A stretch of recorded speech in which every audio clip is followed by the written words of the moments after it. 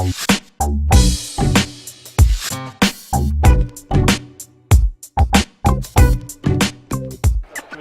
on the defeat. It was a close one tonight, but there must be plenty of positives you can take out of a game like that, considering you held with the Flames and led for large parts of the game as well. Yeah, absolutely. As we've said many times, we match up really well with each other. It's pretty much an identical game, that we had really good leads, bigger leads, and just didn't hold on to them. They're an experienced group and they show that every single time, and I think down the stretch we just didn't execute as well as what we should have. But for me, 91 points I'm never happy with. They're a phenomenal team offensively, but I think we're a much better team defensively than what we showed tonight, and that was the difference in the end. That, and then your lack of execution really stands out and hurts you when you're not keeping scoreboard pressure on when it counts, when you're not getting the stops that you need. So credit to them. They certainly show their experience. Mitchell always steps up when she's required. I thought we did overall a pretty good job on her tonight, and made her work hard for her points, and she always steps up when needed. And that's why she's the starting Opal's point guard. It makes a massive difference out there. So although you said the execution let you down in the second half, in the first half you shot brilliantly. Do you kind of anticipate that that's going to slip and ensure the team really steps up in other areas after such a great shooting half? You mean in the second half? Yeah, in the second half. Yeah, look, I think we got really good looks in the first half, and but I mean they were, I think, what were we, 48 at half time, and they were 46. So I mean nothing separated. It was a shootout. It's identical to the other two games that we've played here against them. So I think third quarter was still high quality. I think the whole game was quality. They shot at a much better percentage than us, and that's what hurts. We had 10 more shots than them.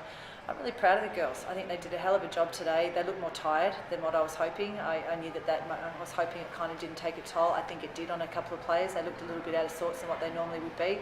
So that's going to fix itself over the next few days, and give it a good crack on Friday night. You all the talk this week has been that this is going to be your last set of WNBL games. You performed outstandingly off the bench tonight. Is knowing that it's your last go round really driving you to perform? Nothing's driving me more than wanting to win this championship with this group of people. It would be an amazing way to go out, but my focus is well and truly just on the things I need to do for my team. And from here, we move on to recovery, we move on to training on Monday, and we move on to the job that we've got to get done on Friday. We're going to give it everything we've got. I always do, and I know my teammates do, and they have my back as much as I have theirs. And we take what we can from this game, the constructive stuff, the good and the bad, and we'll be ready to go on Friday. Larissa, you talked about execution. What sort of areas do you want to see boosted up in game two? I think we just took too many quick options especially in that fourth quarter, but even in the third as well, when I thought we really actually got some good stops, and that's where we had a couple more turnovers, and we did some uncharacteristic things. So it's just a little bit more ball movement. I think we tried to attack a little bit quickly off one or two passes, and that's not our style. And Amy, Clydesdale and Ellie, and Malott seemed to play a little less minutes tonight. Were they hurt at all, or was it just rotational things? Just rotational things and different players stepping up.